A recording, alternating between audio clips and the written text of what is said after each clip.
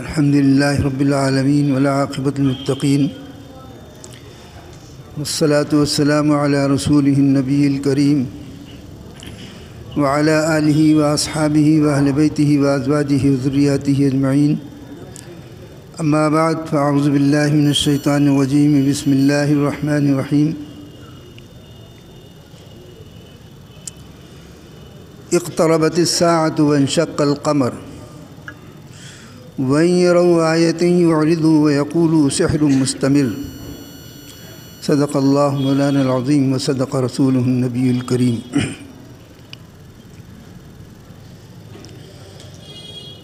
قیامت قریب آ گئی اور چاند دو ٹکڑے ہو گیا.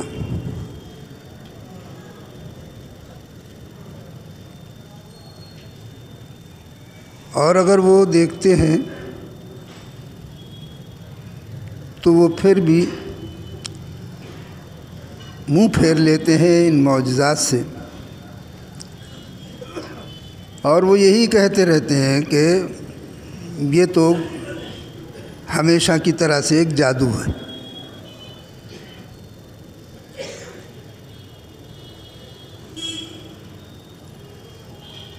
خداوند تعالی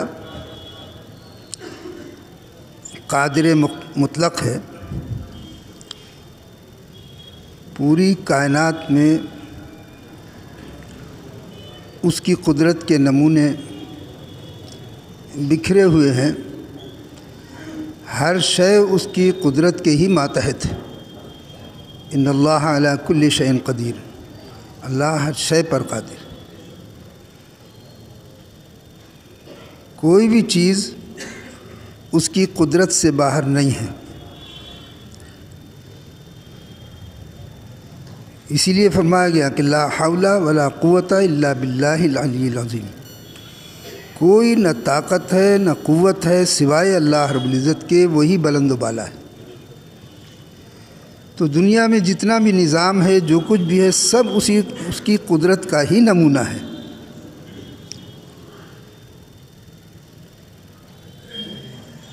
اور اس کو اور اگر دل کی اور نظر کی گہرائی سے دیکھیں تو قرآن کریم نے ارشاد فرمایا هو الاول هو الآخر هو الظاہر هو الباطن وهو بكل شيء علیم. وہی اول ہے، وہی آخر ہے، وہی ظاہر ہے، وہی باطن ہے. وہ سب ہر شے کا جاننے والا ہے. تو کوئی بھی چیز اس کی قدرت کے بغیر نہیں ہے، بلکہ ہے ہی اس کی قدرت. بغیر اور نہ بغیر کا تو مطلب ہی نہیں ہے. سب کچھ ہے، جو کچھ ہے اسی کی قدرت ہی ہے.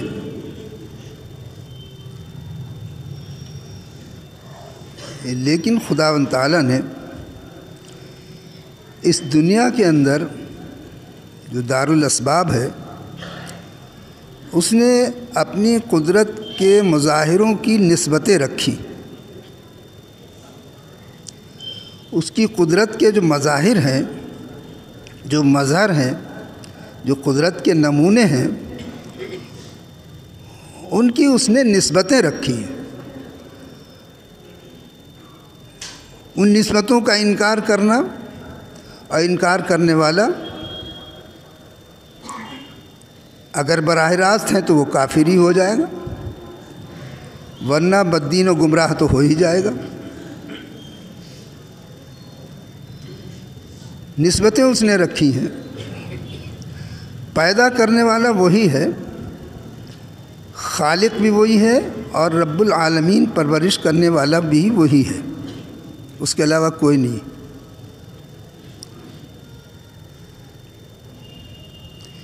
لیکن اس دنیا کی ظاہری پیدائش کی نسبت ماں باپ کی طرف رکھی گئی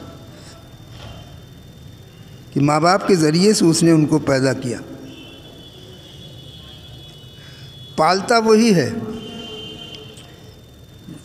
لیکن اس دنیا میں ظاہری پالنے اور پرورش کی نسبت اس نے ماں باپ کی طرف رکھی. اور بلکہ ہمیں تاکید کری انہی الفاظ کے ساتھ جو اس نے اپنے لیے استعمال کیے، وہی والدین کے لیے استعمال کر کے فرمایا کہ انہوں نے تمہیں بڑی مشقتوں سے پالا ہے. بڑی مشقتوں سے پالا ہے تم کو انہوں نے. اب یہ بوڑھے ہو گئے ہیں تو ایک تو ان کی اطاعت و فرما برداری ایسے کرو کہ ان کی بارگاہ میں اف بھی نہ کرو،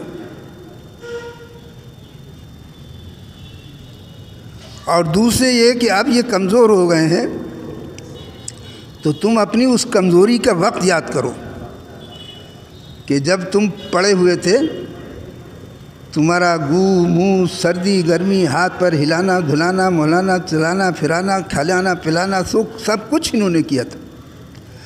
ابھی کمزور ہو رہے ہیں تو ہماری بارگاہ میں ان کے لیے جو دعا کرو وہ اس طرح کیا کرو، رب ارحمہما کما ربیانی صغیرا. اے پروردگار، اے پالنے والے ان دونوں کے اوپر رحم فرما، اسی طرح جس طرح انہوں نے بچپن میں ہم کو پالا ہے.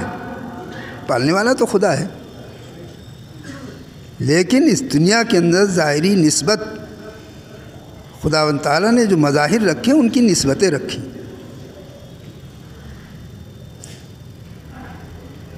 ہر چیز ایسی ہم نے آپ کو 2 مثالیں دے دی ہیں، آپ اپنی زندگی کے اندر اور اپنے معاملات کے اندر ان کو پھیلاتے چلے جائیے. کوئی کسی کو کچھ نہیں دیتا ہے، دینے والا تو وہ ہے. لیکن جو کوئی نوکر رکھتا ہے، مالک کہتا ہے، وہ نوکر جو ہے مالک سے کہتا ہے ہماری تنخواہ دو، اولاد کہتی ہے ہم کو کھانے کو دو، بیوی کہتی ہے ہمارا خرچہ دو. دینے والی ذات تو وہ ہے، لیکن یہاں دنیا کے معاملات میں اللہ تعالیٰ نے نسبتیں رکھی ہیں. نسبتوں کا انکار تو یہ تو ظاہری دنیا ہے. اسی طرح سے وہ دنیا، اسی دنیا کے اندر وہ دنیا جو ہمیں نظر آنے والی نہیں ہے، قدرت الہی ہے، اسی کے ماتحت سب ہے. لیکن وہ نسبتیں خداوند تعالیٰ نے جس طرح ان ظاہری نسبتوں کی نسبت رکھی ہے، اس طرح انہی باطنی معاملات کی بھی خداوند تعالیٰ نے نسبت رکھی. معجزہ. اب معجزہ کسے کہتے ہیں؟ قدرت الہی، معجزہ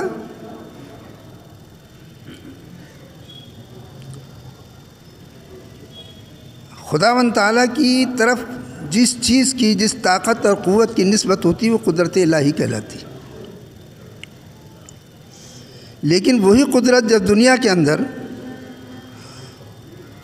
اپنے انبیاء علیہم السلام کے ذریعے جب وہ اس کا اظہار کرتا ہے تو اس کو معجزہ کہتے ہیں.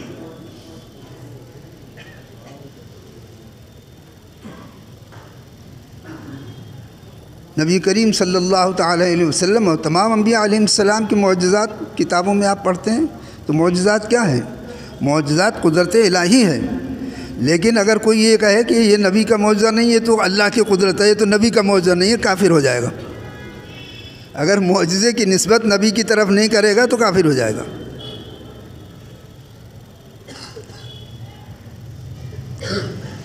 تو نسبت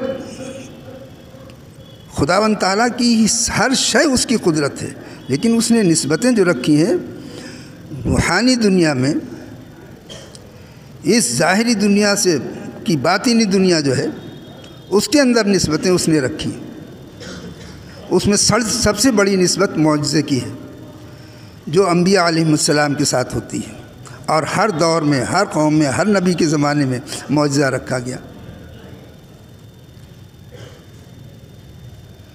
موسیٰ علیہ السلام کو عصا دے دیا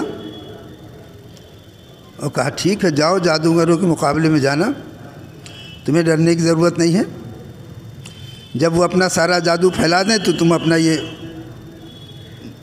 عصا جو ہے، یہ ڈنڈا جو ہے، لاٹھی اپنی ڈال دینا زمین میں. چنانچہ جب جادوگروں نے اپنا جادو پھیلا دیا اور جادو کے ذریعے سے انہوں نے تمام سانپ بچھو یہ اژدہے وژدہے پوری میدان کے اندر گھومتے پھر رہے تھے. جادوگر خوب تالیاں بجا رہے تھے کہ اب تو ہم جیت گئے، اب تو ہم جیت گئے. فرعون سے کہہ رہے تھے کہ دیکھو قسم ہے تمہاری، اب تو ہم کو بڑا عہدہ اور بڑے انعامات دینا، ہم جیت گئے ان کے اوپر. جب سب ہو گیا تو اللہ تعالیٰ نے فرمایا کہ موسیٰ ڈالو. اس کے ہاتھ میں لاٹھی تھی، انہوں نے وہ لاٹھی زمین پہ ڈالی. وہ لاٹھی اتنا بڑا اژدہا بن گئی کہ اس نے چن چن کے جتنے بھی ان کے جادو، کیڑے مکوڑے، سانپ بچھو سب ہضم کر گیا. پورے میدان میں گھوم کے سب کھا گیا. اور کھانے کے بعد پھر اللہ تعالیٰ نے فرمایا کہ ڈرو نہیں، اسے اٹھاؤ، اپنی لاٹھی اٹھاؤ، تم ڈرو نہیں اس سے، لا تخف، ہم اس کو پھر ویسے ہی کر دیں گے. چنانچہ موسیٰ علیہ السلام نے اپنی لاٹھی کو ہاتھ لگایا، پھر وہ لاٹھی ہو گئی، پھر لے کے کھڑے ہو گئے. یہ معجزہ موسیٰ علیہ السلام.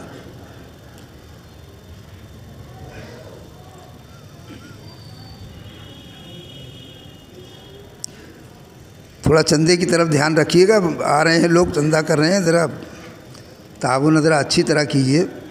پچھلے دنوں لاک ڈاؤن میں بہت نقصان ہو چکا ہے، دھیان رکھیں. عیسیٰ علیہ السلام آئے. عیسیٰ علیہ السلام کے زمانے میں عقل بہت بڑھی ہوئی تھی، طب کا زمانہ تھا، سائنس کی ترقی کر رہی تھی.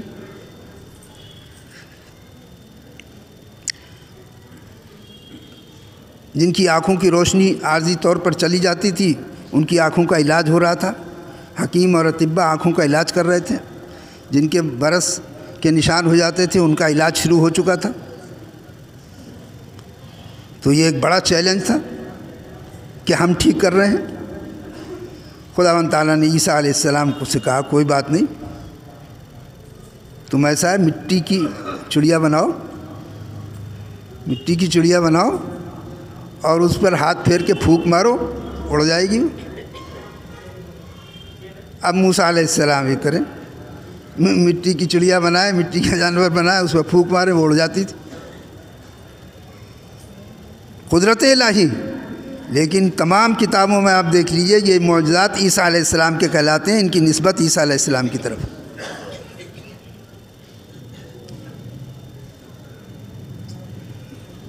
نبی کریم صلی اللہ علیہ وسلم کا جب زمانہ آیا تو آپ کے زمانے میں عقل آسمان کو چھو رہی تھی، اور جتنے علوم ظاہر ہو چکے تھے وہ سب اس وقت موجود تھے.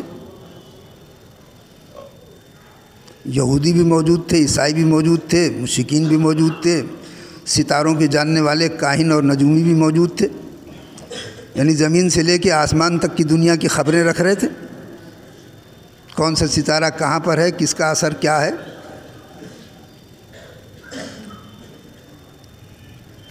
تو اب جب حضور اکرم صلی اللہ علیہ وسلم نے سے بار بار کہا گیا صاحب اگر آپ اس درخت سے گواہی دلوا دیں تو ہم ایمان لے آئیں گے. آپ نے فرمایا میں کیا گواہی دے دوں، جا اس درخت سے کہہ دے کہ تجھے محمد صلی اللہ علیہ وسلم بلا رہے ہیں.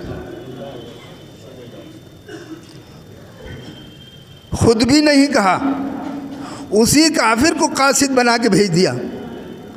وہ جا کے اس درخت سے کہتا ہے کہ تجھے محمد بلا رہے ہیں.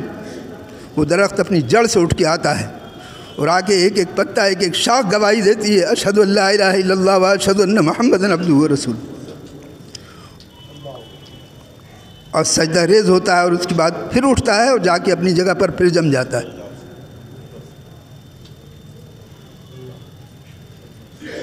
نے کہا ایسی بات نہیں بنے گی، ایسا کرو. وہ آ گیا پتھر لے کے کہ اگر تم یہ بتا دو میری مٹھی میں کیا ہے تو میں ایمان لے آؤں گا. ابو جہل. آپ نے فرمایا میں بتاؤں یا تیری مٹھی میں جو ہے وہ بتائے میں کون ہوں.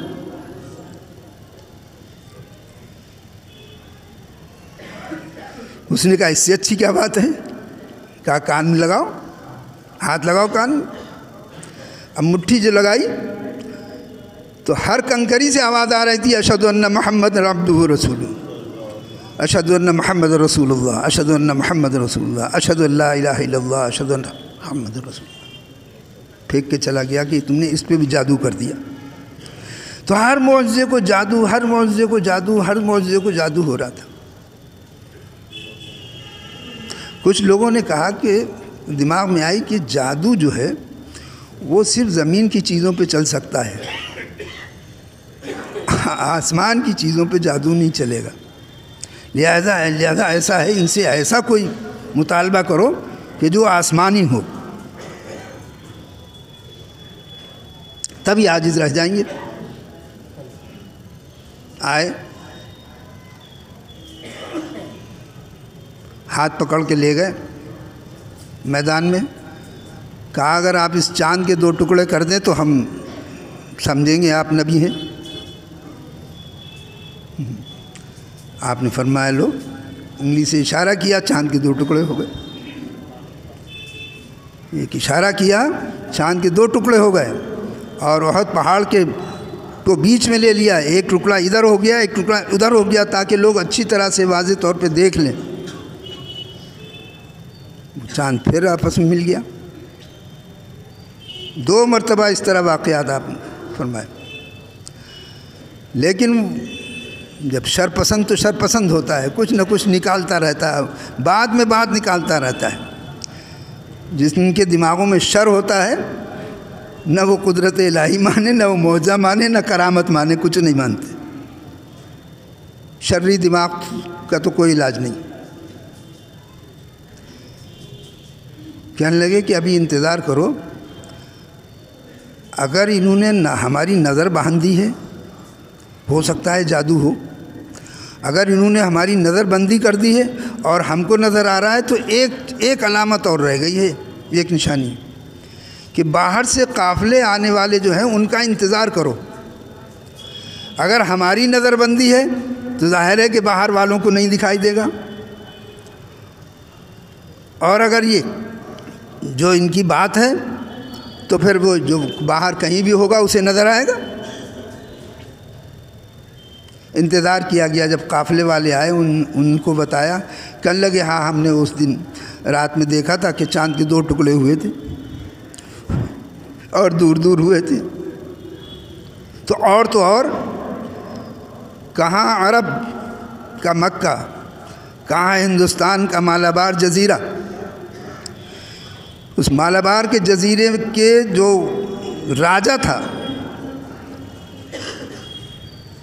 اس راجہ تک نے اس کو دیکھا تھا، اپنی چھت پہ کھڑا ہوا تھا، اور وہ معجزہ دیکھ کر اس نے اپنے قاصد بھیجے تھے، اور اس کے بعد وہ ایمان لے آیا تھا۔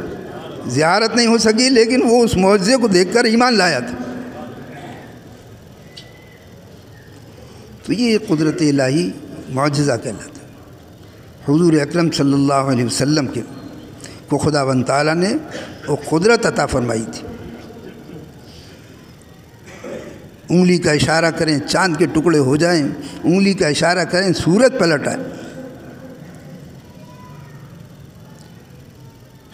غالباً حضرت جابر رضی اللہ تعالیٰ عنہ کی روایت ہے، یا ابن منقدر رضی اللہ تعالیٰ عنہ کی روایت ہے کہ ساتھ ساتھ جا رہے تھے، ایک مرتبہ آپ نے فرمایا، سورج سے کہا کہ تو چلنا بند کر دے، تھوڑی دیر کے لیے رک جا۔ تو سورج نے اپنی چال روک دی، رک گیا۔ ایک مقام پر، خیبر کے مقام سے واپس آ رہے تھے، ایک مقام کے اوپر ٹھہرے تھے، سیدنا علی کرم اللہ وجہہ کی عصر کی نماز نہیں پڑھی تھی، آپ کی اطاعت و فرما برداری میں وہ رہ گئے تھے نماز سے۔ جب انہوں نے شکایت کی کہ عصر کی نماز نہیں پڑھی، آپ نے فرمایا اے اللہ، یہ علی تیرے اور تیرے رسول کی اطاعت کے اندر تھے، تو سورج کو واپس کر دے۔ آپ نے اشارہ کیا، سورج پلٹ کے واپس آ گیا، اور اتنا آ گیا کہ راوی بیان کرتا ہے کہ ہماری دیواروں کے اوپر اور پہاڑیوں کے اوپر خوب دھوپ پھیل گئی۔ حضرت علی کرم اللہ وجہ سے کہا کہ اب نماز پڑھ لو تم۔ عصر کی نماز پڑھی، اور نماز پڑھنے کے بعد پھر آپ نے کہا کہ اب جا اپنی جگہ واپس چلا جا، غروب ہو جا، تو غروب ہو گیا۔ یہ معجزات تھے، اور معجزات دائمی ہوتے ہیں، ایسا نہیں ہے کوئی کھیل نہیں ہو رہا ہے کہ دکھایا اور اس کے بعد قدرت چھین لی۔ قدرت چھینی نہیں جاتی ہے، معجزہ وقت پہ دکھایا جاتا ہے، ہر وقت نہیں ہوتا ہے۔ جو پہلوان ہوتا ہے وہ ہر وقت نہیں، سڑک پہ دوڑتا ہے، لوگ کہتے ہیں صاحب وہ تو قدرت الہی تھی۔ ارے قدرت الہی تو ہر شے ہے، آپ کا سوچنا بھی قدرت الہی ہے، آپ کا دیکھنا بھی قدرت الہی ہے، آپ کا بولنا بھی قدرت الہی ہے، قدرت الہی تو سب شے ہے۔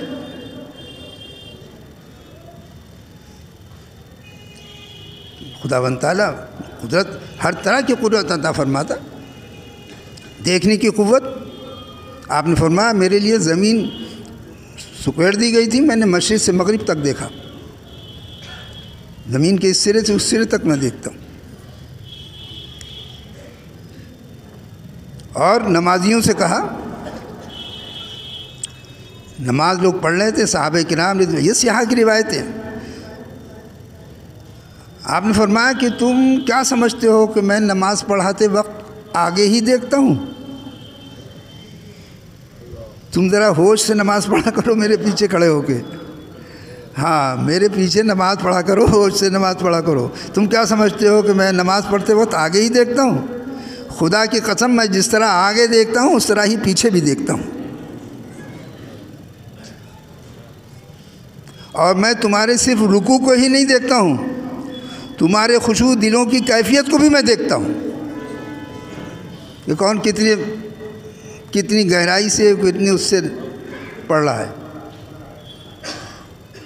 تو یہ معجزات ہیں. تو قدرت سب کچھ ہے، لیکن خداوند تعالیٰ نے جو نسبتیں رکھی ہیں یہی قدرت. جب اس لیے علماء نے ان سب کی تفصیل بیان کی، محدثین نے تفصیل بیان کی، مفسرین نے تفصیل بیان کی کہ جو اللہ کی طرف نسبت ہوتی ہے وہ قدرت الہی کہلاتی. جو جس کام کی نسبت رسول کی طرف ہوتی ہے، کیونکہ معجزہ وہ کہلاتا ہے کہ کوئی دوسرا شخص اپنی کسی بھی طاقت اور قوت اور علم کے ذریعے اس کام کو نہیں کر سکتا، وہ معجزہ کہلاتا ہے. جو خرق عادت وہ عام طور پر نہیں ہو سکتی، وہ نبی کریم صلی اللہ علیہ وسلم سے یا انبیاء علیہ السلام سے ہو، وہ معجزہ کہلاتا ہے. اللہ تعالیٰ اپنی قدرتوں کا مظاہرہ انبیاء کے بعد پھر انبیاء کی امت میں صلحاء اور اولیاء میں بھی رکھتا ہے. وہ باتیں جو اولیاء کرام کے ذریعے سے ایسی عادتیں اور ایسی باتیں سرزد ہو جائیں کہ جو عام آدمی نہیں کر سکتا، وہ کرامت کہلاتی ہے. آپ ہزاروں میل بغیر کسی مشین، کسی ذریعے کے بغیر نہیں سن سکتے. حضرت عمر رضی اللہ تعالیٰ ممبر پہ کھڑے ہوئے تھے اور 1000 میل تقریباً دور ان کا بھیجا ہوا دستہ، جنگی دستہ جنگ کر رہا تھا. آپ نے دیکھا کہ پہاڑ کے پیچھے سے دشمن حملہ کر رہے ہیں. مدینہ شریف میں خطبہ دے رہے ہیں جمعے کا، اور وہاں جو کمانڈر تھا ان کا نام لے کر پکارا، یا ساریہ یا ساریہ یا ساریہ. پہاڑ کے پیچھے دیکھو. حضرت ساریہ نے کہا یہ تو امیر المومنین حضرت عمر کی آواز ہے. چنانچہ انہوں نے گھوم کے دیکھا تو دشمن تیاری کر رہا تھا حملہ کرنے کی. آپ اس کو گھیر کے پھر اسے شکست دے دی. تو یہ قدرت الہی، لیکن یہ ظاہر ہوئی غیر نبی سے. اس طرح کے صحابہ کرام رضوان اللہ علیہم سے، ایسے ہی صحابہ کے بعد تابعین، تبع تابعین، اولیاء کرام سے جو چیزیں ثابت ہوتی ہیں وہ کرامت کہلاتی. اسی لیے ہمارے عقائد میں تو کتابوں میں پڑھایا جاتا ہے کہ کرامات و اولیاء اللہ حق، معجزات بھی حق ہیں اور اولیاء کرام کی کرامتیں بھی ہیں، وہ بھی حق ہیں. یہ سب قدرت الہی کا نمونہ ہے. ہم نے پڑھنا چھوڑ دیا. اصلی چیز یہ ہے کہ ہم نے پڑھنا چھوڑ دیا. ہم نے اپنے دین کے بارے میں بالکل سوچنا، سمجھنا، پڑھنا، لکھنا سب چھوڑ دیا اور صرف اپنی عقل کے پیچھے لگے ہوئے ہیں. اپنی عقل سے جو چیز سمجھ میں آ رہی وہ دین ہے. تو ایسے تو نہیں ہوگا. خداوند کریم ہمیں قرآن حدیث کو پڑھنے کی، اسے سمجھنے کی اور خداوند تعالیٰ کی قدرتوں کی، معجزات کی، کرامات کو سمجھنے کی توفیق عطا فرمائے اور ہمیں اللہ اور اس کے رسول کی اطاعت کی توفیق عطا فرما دے.